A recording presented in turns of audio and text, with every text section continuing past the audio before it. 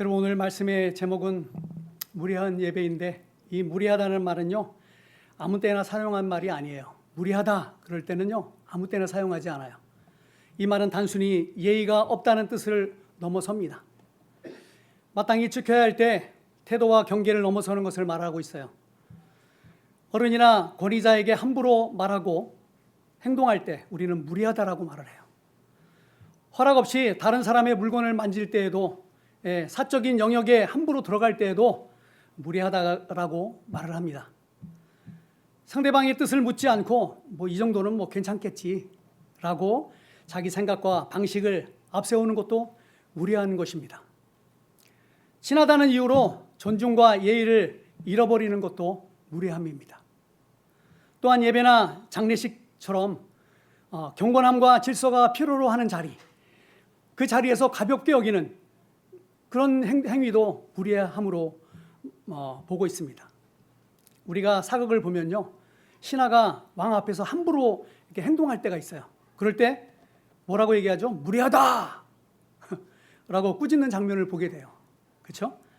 그것은 단순히 말투가 그냥 불손해서라기보다는 왕이 누구인지 알지 못하고 왕 앞에서 마땅히 보여야 할 태도를 잃어버렸기 때문에 그래요. 그럴 때 무리하다라고 얘기를 하는 거예요. 그렇다면 무리하다라는 예배를 제목을 여러분들이 처음 딱 볼 때 여러분은 어떤 생각이 들었습니까?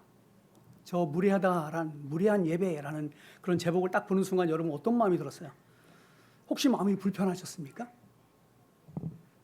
아니면 나는 하나님께 무리한 예배를 드린 적은 없었는가 하고 여러분의 두려운 마음이 좀 들었습니까? 아니면 별 생각이 없으셨습니까? 아무 생각이 없어요? 저는 설교를 준비하면서 묵상할 때 무례하다라는 단어가 떠올랐어요. 오늘 이 본문 말씀을 딱 하는데 왜 그렇게 느꼈는지 오늘 말씀을 함께 살펴보면서 은혜를 나눌까 합니다. 역대상 13장을 보면요, 다윗은 기럇 여아림으로 올라가 여호와 하나님의 궤를 예루살렘으로 모셔오려고 했습니다.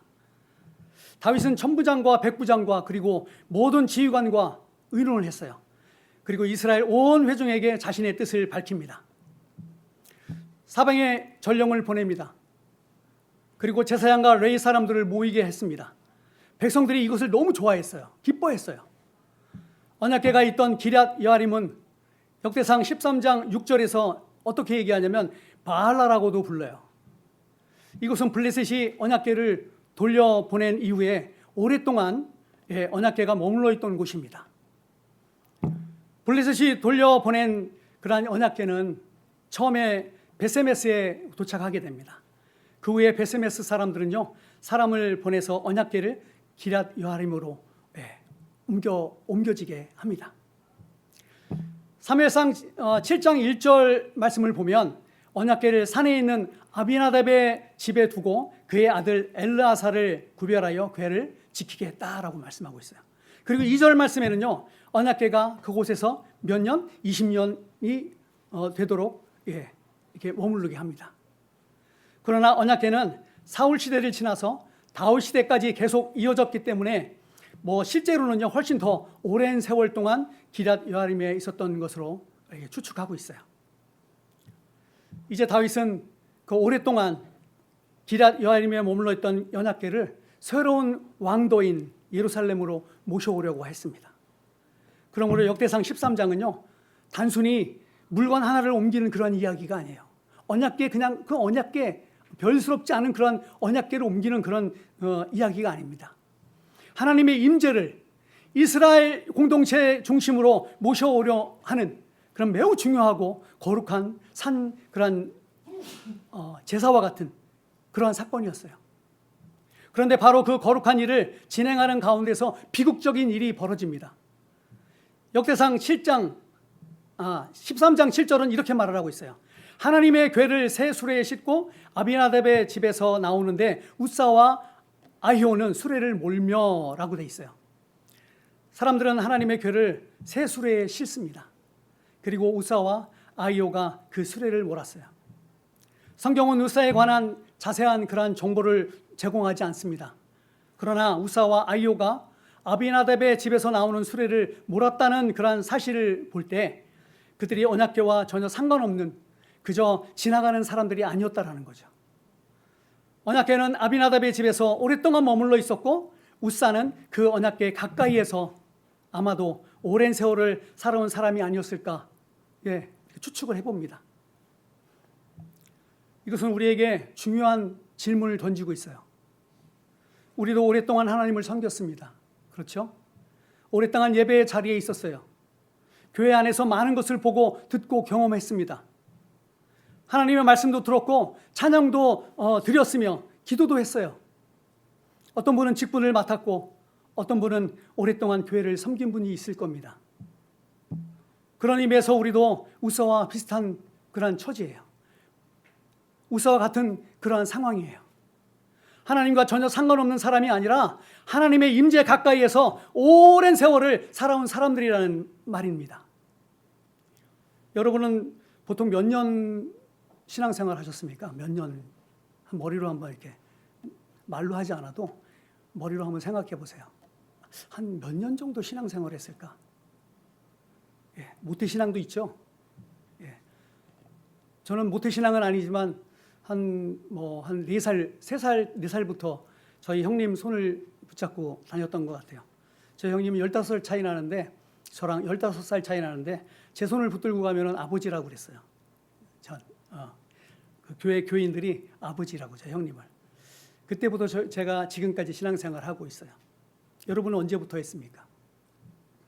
그런데 어느 날 우사가 죽음을 맞이합니다. 그것도 인간적인 관점에서 보면요, 이해하기가 너무 어려운 죽음이었어요. 기돈의 타작마당에 이르렀을 때 소들이 뜁니다. 수레가 흔들리고 언약궤가 떨어질 것처럼 보이자 우사가 반사적으로 손을 내밀어서 궤를 붙잡아요. 언약궤가 땅에 떨어지는 것을 막으려 한 것입니다. 얼마나 잘한 거예요, 그렇죠? 언약궤가 떨어졌으면 뚜껑이 열리고 다 나왔을 거 아니에요. 너무 잘한 일이지 않아요? 만일 우리가 그 자리에 있었다면 어떻게 생각했겠어요? 야, 우사가 큰일을 했네. 언약궤가 땅에 떨어지는 것을 막았어 하고 칭찬하지 않았겠습니까? 막 박수치지 않았겠어요? 다윗도 우사에게 상을 베풀어야 한다고 생각했을지도 모릅니다. 그러나 역대상 13장 9절과 10절은 이렇게 말씀하고 있어요. 우리 다 같이 한번 읽어볼까요? 시작. 기돈의 타작마당에 이르러서는 소들이 뛰므로 우사가 제가 읽겠습니다. 기돈의 타작마당에 이르러서는 소들이 뛰므로 우사가 손을 펴서 궤를 붙들었더니 우사가 손을 펴서 궤를 붙들므로 말미암아 여호와께서 진노하사 치심에 그가 거기 하나님 앞에서 죽으니라. 하나님이 쳤어요. 죽었어요. 그 자리에서 직사한 거예요. 자세히 더 읽어보잖아요. 그러면 몸이 찢겨서 죽은 거예요. 이건 어떻게 보면 제가 생각할 때는 소 발에 이렇게 밟혀갖고 죽지 않았나. 그런 생각도 해봐요. 저는 이 말씀을 묵상하면서 두려운 마음이 들었어요. 두려운 마음. 나는 늘 예배의 자리에 있고 목사로서 하나님을 섬기고 있습니다. 다른 사람보다 하나님 가까이에 있다고 생각할 수도 있습니다. 그러나 하나님 가까이 있다는 사실이 저절로 나를 거룩하게 만들어주는 것은 아니라는 사실을 깨닫게 되었어요. 가까이 있기 때문에, 늘 말씀을 읽기 때문에 내가 거룩해지는 것은 아니라는 거. 오랫동안 예배 드렸다는 사실이 하나님을 바르게 예배하고 있다는 보증이 되지 않습니다. 오랫동안 말씀을 들었다는 사실이 그 말씀에 순종하고 있다는 뜻도 아닙니다. 하나님과 가까이 있다고 생각하는 사람이 오히려 하나님을 지나치게 익숙하게 대하고 거룩한 하나님을 가볍게 여길 수도 있다는 거예요. 그렇다면 무례한 예배란 무엇입니까? 여러분들이 생각하는 무례한 예배가 뭐예요? 예배 시간에 늦는 것이 무례한 예배입니까? 단정하지 않은 옷차림으로 예배를 드리는 것이 무례한 예배예요? 예배당에 슬리퍼를 신고 오는 것이 그렇습니까? 헌금을 아무런 준비 없이 지갑에서 급하게 꺼내서 드리는 것이 무례한 예배라고 생각하십니까? 물론 이런 모든 모습들도 우리의 예배 태도를 돌아보게 합니다. 하나님께 드리는 예배라면 시간과 복장과 헌금과 몸가짐에도 정성과 경건함이 나타나야 해요. 그러나 오늘 본문이 보여주는 더 근본적인 무례함은요, 단순히 겉으로 드러나는 행동만에 있지 않습니다. 진정한 무례함은 하나님의 뜻을 묻지 않고 자기 생각과 자기 방식으로 하나님을 섬기고 있다는 거예요. 내 생각, 내 뜻대로. 하나님의 생각하고는 상관없이. 이것이 무례함이라는 거예요. 우사의 죽음만 보면 하나님이 너무 가혹하신 것처럼 느껴질 수 있어요. 그러나 문제는 우사가 손을 대기 전부터 이미 그 진노는 시작된 것이에요. 그 문제는 7절에 나타나고 있습니다. 7절에 뭐라고 말씀하고 있습니까? 하나님의 궤를 새 수레에 싣고, 새 수레에 실었대요. 하나님의 언약궤를. 사람들은 언약궤를 새 수레에 실었습니다. 낡은 수레도 아니고 아주 새 수레를 만들어서 그것에 언약궤, 존귀한 그 언약궤를 실었어요. 그들은 나름대로 정성을 다했습니다. 가장 좋은 것을 준비했다고 생각했습니다. 사람의 눈에는 매우 합리적이고 효율적인 방법이었어요. 그러나 하나님께서 원하시는 방법은요, 새 수레가 아니었다라는 거예요. 우사의 손이 언약궤에 닿는 것은 마지막에 드러난 사건이지만 그 이전에 이스라엘 공동체 전체가 하나님의 말씀에서 떠나 있었다라는 거예요. 언약궤를 수레에 실었기 때문에 소가 뛰었고 수레가 흔들렸으며 결국 우사가 그 언약궤에 손을 댈 수밖에 없었던 겁니다. 그런 상황에 이르게 됐어요. 역대상 15장에서는 다윗은 실패의 원인을 이렇게 말하고 있습니다. 다윗은 레위 사람의 지도자들에게 이렇게 말을 합니다. 너희는 레위 사람의 지도자이니 너희와 너희 형제는 몸을 성결하게 하고 내가 마련한 곳으로 이스라엘의 하나님 여호와의 궤를 메어서 올리라. 이렇게 말하고 있어요. 그리고 13절에 이렇게 말합니다. 전에는 너희가 매지 아니하였으므로 우리 하나님 여호와께서 우리를 찢으셨으니 이는 우리가 규례대로 그에게 구하지 아니하였습니다. 무엇이 달라진 겁니까? 무엇이 달라졌어요? 수레에서 어깨로 바뀌어진 겁니다. 수레에서 어깨로 바뀌어졌어요. 처음에는 언약궤를 수레에 실었지만 이제는 하나님의 말씀대로 레위 사람들이 어깨에 메었어요. 단순히 운반 방법 하나가 바뀐 것이 아닙니다. 인간의 생각에서 하나님의 말씀으로, 편리함에서 순종으로, 그리고 자기 방식에서 하나님의 방식으로 돌아오는 것입니다. 다윗과 제사장과 레위 사람들이 처음부터 이 말씀을 전혀 몰랐습니까? 하나님의 율법을 배우고 백성들에게 가르쳤던 사람들이 언약궤를 어떻게 옮겨야 하는지 정말 몰랐을까요? 아닙니다. 다 알고 있었어요. 그런데 오늘 이 모습을 내 자신에게 비춰봐야 돼요. 저와 여러분은 하나님의 말씀을 듣고 배웠고 또한 목사들은 하나님의 말씀을 성도들에게 가르쳤습니다. 그러나 이스라엘은 너무 오랫동안 언약궤와 멀어진 삶을 살았어요. 하나님의 말씀을 가까이 하지 않다 보니까 알고 있던 말씀까지 잊어버렸습니다. 하나님의 명령보다 주변 문화와 익숙한 방식을 따르게 됐어요. 그래서 언약궤를 수레에다가 싣고 가는 거예요. 사랑하는 성도 여러분, 이것이 우리의 모습이라면 우리는 어떻게 해야 될까요? 블레셋 사람들은 언약궤를 수레에 실어 돌려보냈습니다. 이스라엘도 그것을 보고 수레가 편리하다고 생각했을 수도 있어요. 그러나 블레셋의 방법이 하나님의 백성이 따라야 할 방법은 아니었습니다. 시대가 바뀌었다고 해서 하나님의 말씀이 불필요해지는 것은 아니에요. 사람들이 보기에 효율적이라고 해서 그것이 곧 하나님의 방법이 되는 것은 아닙니다. 이 정도는 괜찮겠지. 손만 대지 않으면 되지 않아? 라고 생각할 수 있지만 하나님께서는 처음부터 수레가 아니라 어깨에 매라고 말씀하셨어요. 민수기 7장 9절은 이렇게 말씀하고 있습니다. 고아 자손에게는 주지 아니하였으니 그들의 성소의 직임은 어깨로 매는 일을 하는 까닭이었어라. 언약궤는 아무렇게나 수레에 실어서 옮기는 물건이 아니었습니다. 우리 언약궤 하나만 보여주시겠습니까? 저렇게 생겼어요. 저기 채가 보이죠? 제가 뭘 보여드리고 싶으냐면 그 언약궤는 여러분들이 알고 있어요. 근데 채를 보여드리고 싶어요. 채가 분명히 있었다라는 거예요. 저 채가, 금으로 만든 채가. 그런데 그걸 수리해서 실었다라는 거예요.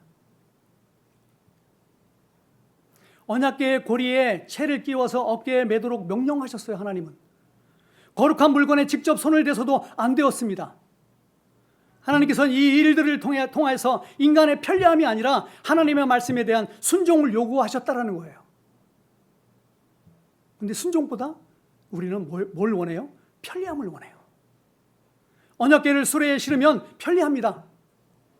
힘도 덜 들어요. 그러나 어깨에 매면요 무겁습니다. 예, 힘이 들어요. 속도도 느립니다. 서로 발을 맞춰야 돼요. 네 사람이 딱 붙잡으면 네 사람이 발을 맞춰야 됩니다. 앞사람과 뒷사람이 같은 방향으로 걸어야 돼요. 한 사람이 자기 마음대로 움직이면 다른 사람들도 어려움을 겪게 됩니다. 그렇기 때문에 언약궤를 어깨에 매는 것은요 거룩한 부담을 몸으로 감당하는 순종이었어요. 그러므로 저는 이렇게 생각합니다. 언약궤는 모든 백성이 함께 하나님의 말씀을 따라서 진행하게 하는 것이다. 그렇게 저는 한번 해석을 해봤어요.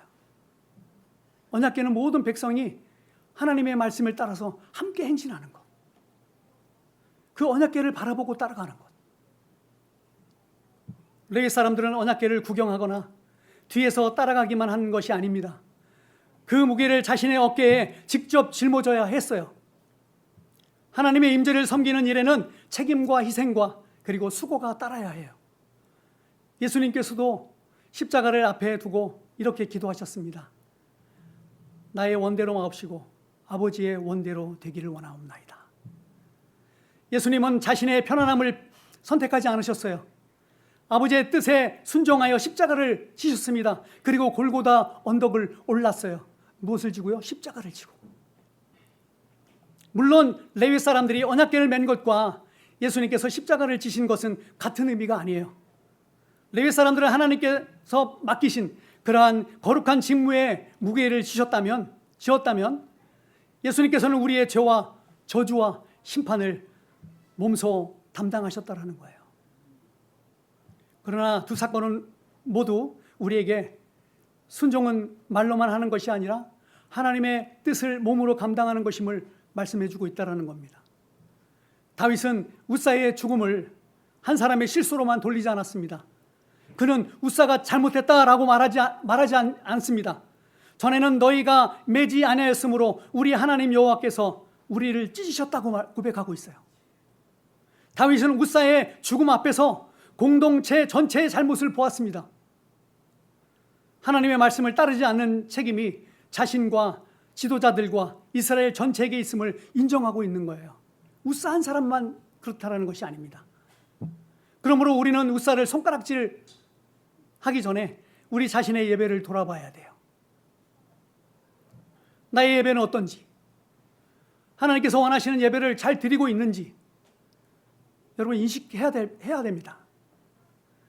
하나님께서 우사를 죽이신 것은 오늘 누군가 한 사람을 희생시켜서 다른 사람을 살리시겠다라는 뜻이 아닙니다. 우리를 대신하여서 심판을 담당하시는 분은 오직 예수 그리스도이십니다. 아멘.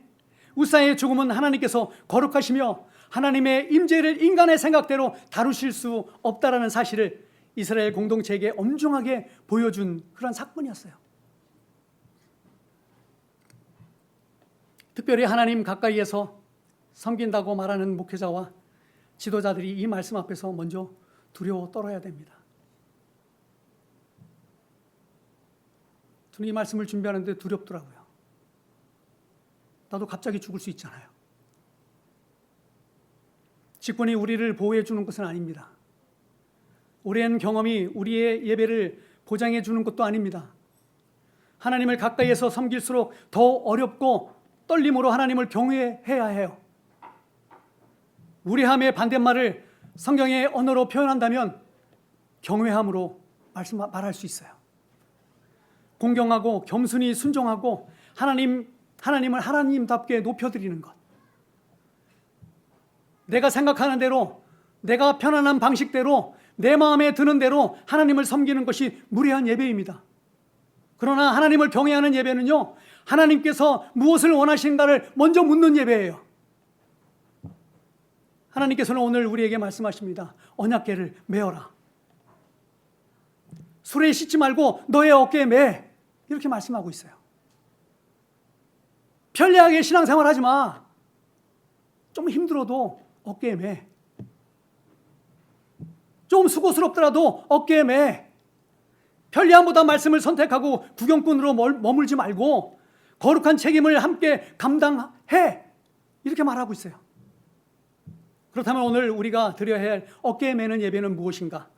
우리의 삶에서 어떻게 나타나고 있는가를 우리가 한번 살펴봤으면 좋겠어요. 첫 번째, 먼저는요, 구경하지 않고 직접 참여해야 합니다. 찬양팀이 찬양하는 모습을 바라보기만 하고 있어요. 목회자의 설교를 평가하는 데 머물러 있습니다. 목소리를 높여 하나님을 찬양하십시오. 마음을 다해서 기도하십시오. 그리고 오늘 말씀은 다른 사람에게 주는 말씀이 아니라 나에게 주는 말씀이라고 여러분 받아들이십시오. 우리 교회가 다음 세대를 세우고 복음을 심는 교회가 되기를 원한다면 다음 세대의 사역을 구경만 해서는 안 됩니다. 누군가 하겠지라고 생각하지 말고 관심을 가지시고 기도하고 섬기고 자신의 어깨를 내어주시기 바랍니다. 어깨에 매는 예배는요, 관객이 없어요. 오늘 성도가 예배자이며 섬기는 자이며 순종하는 사람들입니다. 또한 두 번째로는요, 편리함보다 말씀을 선택해야 합니다. 새 수레는 편리했어요. 그러나 하나님의 방법은 아니었습니다. 그러므로 우리는 나는 이렇게 하는 것이 편하다라고 말하기 전에 하나님께서 무엇을 원하시는가를 먼저 물어봐야 합니다. 기분이 좋지 않을 때도 예배 자리를 지켜야 합니다. 듣고 싶은 말씀만 골라 듣지 않아야 합니다. 말씀이 내 생각과 부딪힐 때 말씀을 바꾸려 하지 말고 내 생각을 내려놓아야 합니다. 문화와 유행과 사람들의 여론보다 성경의 원리를 따라야 해요. 참된 예배는 하나님을 내 방식에 맞추는 것이 아니라 내가 하나님의 말씀에 맞추어 가는 것입니다. 그리고 세 번째, 예배의 수고를 함께 나누어야 합니다. 언약궤는 한 사람이 혼자 맨 것이 아닙니다. 레위 사람들이 함께 어깨에 메었어요. 예배와 교회의 사역도 한두 사람에게만 맡겨져서는 안 됩니다. 찬양과 안내와 청소와 식사와 교육과 돌봄에 함께 참여해야 합니다. 사람들의 눈에 보이는 일뿐 아니라 보이지 않는 일도 감당해야 한다는 것이에요. 다른 사람이 지친 것을 발견하면요, 자신의 어깨를 빌려주셔야 됩니다. 내가 어깨를 빼면은 그 무게를 다른 사람이 대신 지게 돼요. 나는 하지 않겠습니다 라고 말하는 순간 누군가는 2배의 무게를 져야 합니다. 그러나 우리가 함께 어깨를 내어주면 한 사람에게는 무거운 짐도 공동체가 함께 감당할 수가 있어요. 함께 발을 맞춰서 갈 수 있습니다.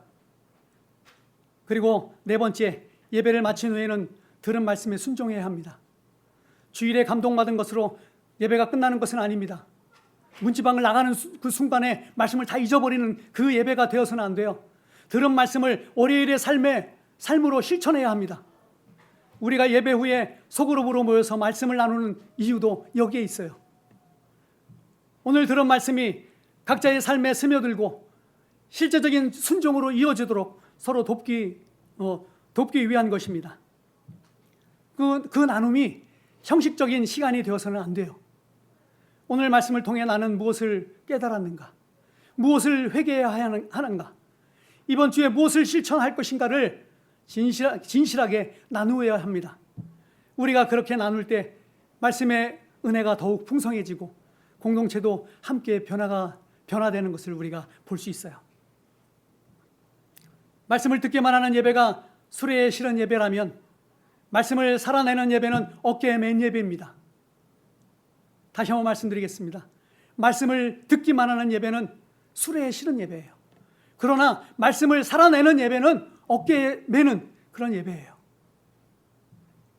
마지막으로 5번째는 우리의 삶 전체를 하나님께 드려야 합니다. 로마서 12장 1절 말씀은 뭐라고 말씀하고 있습니까? 우리의 몸을 하나님께서 기뻐하시는 거룩한 산 제물로 드리는 것이 우리가 드릴 영적 예배라고 말씀하고 있어요. 예배는 교회 안에서만 드려지는 것이 아닙니다. 예배당에서 찬양하고 기도하는 것으로 끝나는 것이 아니에요. 가정에서는 사랑과 인내로 예배해야 합니다. 이것은 참으로 어려워요. 여러 번 경험을 했지만 참 실패하고 또 실패합니다. 그러나 부부가 서로를 존중하고 용서하며 자녀들과 함께 말씀을 나누고 기도하는 것이 하나님께 드리는 예배입니다. 저도 가정 예배를 한번 이 말씀을 준비하면서 회복해야 되겠다라는 생각했어요. 우리 아이들이 있을 때는 좀 그래도 가끔가다 했는데 우리 아이들이 없으니까 통할 수 없어요. 저희 가정도 목회자의 가정이지만 참 힘든 것이 가정 예배입니다. 그러나 매일이 아니어도 일주일에 한두 번이라도 예배를 준비해서 드려야 되겠다라는 생각을 해봅니다. 말씀 나눔, 우리가 오늘 통성경 읽지 않습니까? 통성경 읽고 말씀을 나누고 그것을 가지고 찬양하고 기도하고 하는 그러한 시간들을 우리가 함께 가정에서도 해야 되겠다라는 생각을 가져요. 그리고 두 번째는요, 직장에서도 성실함과 정직함으로 예배할 수 있습니다. 우리의 말과 행동과 일하는 모습이 복음을 드려져야 한다는 것입니다. 세 번째로는요, 어려운 이웃을 섬기는 것도 예배예요. 멀리 있는 사람만 찾을 것이 아닙니다. 멀리 다른 나라에 가는 것만 선교가 아니에요. 내 곁에서 어려움을 겪는 사람을 돌아보아야 합니다. 이것이 선교입니다. 우리 성도 가운데 아파하는 사람이 있습니까? 지친 사람이 있어요? 경제적으로 어려운 사람이 있습니까? 마음이 무너진 사람이 있다면 함께 울고 기도하며 자신의 어깨를 빌려줄 수 있어야 돼요. 이것이 선교입니다. 이것이 진정한 예배예요. 네 번째입니다. 시간과 물질을 하나님의 뜻을 위해서 사용하는 것. 이것이 진정한 예배라는 거예요. 이것은 결코 쉽지 않아요. 우리의 시간과 물질은 마음 깊은 곳에 있는 샘물과 같기 때문에 그래요. 움켜쥐고 있으면요, 안전할 것처럼 느껴집니다. 그러나 믿음으로 그 샘물을 길어서 이웃과 나눌 때 그 샘물은 더 맑고 더 풍성한 물로 채워진다는 원리를 우리는 깨달아서 하나님께서 우리의 삶을 어떻게 채우시는지를 경험하는 그 예배를 우리가 드려야 돼요. 다섯 번째입니다. 우리의 말과 행동을 통해서 그리스도를 나타내는 것도 예배입니다. 그리스도인답다라는 것은요, 교회에 얼마나 오래 다녔는가의 문제가 아니에요. 삶 속에서 그리스도인의 인격을 얼마나 나타내고 있는가의 문제입니다. 사랑하는 성도 여러분, 다시 한번 확인하며 말씀을 마칠까 합니다. 지금까지 저와 여러분은 혹시 무례한 예배를 드리지는 않았습니까? 하나님을 섬긴다고 하면서 하나님의 뜻을 무시하지는 않았습니까? 정성을 다했다고 생각했지만 실제로 내 생각과 내 방식만 앞세우지 않았습니까? 하나님의 임재에서 너무 익숙해져서 하나님을 향한 경외심을 잃어버리지는 않았습니까? 힘들고 불편하다는 이유로 어깨를 빼고 다른 사람들이 그 무게를 대신 지게 하지는 않았습니까? 새수레는 보기 좋았습니다. 새수레는 편리했어요. 새수레는 사람들에게 칭찬받을 만했습니다. 그러나 하나님께서 원하시는 것은 새수레가 아니라 순종하는 어깨였다는 사실을 여러분들 말씀을 깨닫기를 원합니다. 하나님께서는 오늘도 화려한 수레보다 순종하는 한 사람의 어깨를 찾으셔요. 편리함보다 말씀에 순종하는 사람을 찾습니다. 예배를 구경하는 사람이 아니라 예배의 무게를 함께 지는 사람을 찾습니다. 사랑하는 성도 여러분, 이제 여러분의 예배가 달라지기를 바랍니다. 하나님을 내 방식대로 맞추는 그러한 무례한 예배가 아니라 내 자신을 하나님의 말씀에 맞추는 경외의 예배를 드리시기를 주님의 이름으로 축복합니다.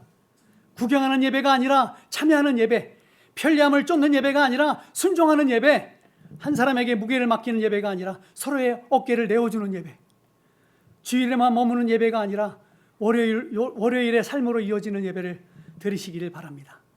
하나님께서 말씀하십니다. 수레에 싣지 말고 너의 어깨에 메어라. 조금 힘들어도 서로 맵시다. 조금 불편해도 순종합시다. 다른 사람이 지쳐 있다면 여러분의 어깨를 빌려줍시다. 하나님께서 맡기신 거룩한 책임을 기쁨으로 감당합시다. 그래서 우리의 예배가 하나님을 가볍게 대하는 무례한 예배가 아니라 하나님을 하나님답게 높여드리는 그런 경외하는 예배가 되기를 원합니다. 우리의 찬양과 기도와 섬김뿐만 아니라 가정과 직장과 물질과 말과 행동과 그리고 우리의 삶 전체가 하나님께서 기뻐 받으시는 거룩한 산 제물이 되기를 주님의 이름으로 축복합니다.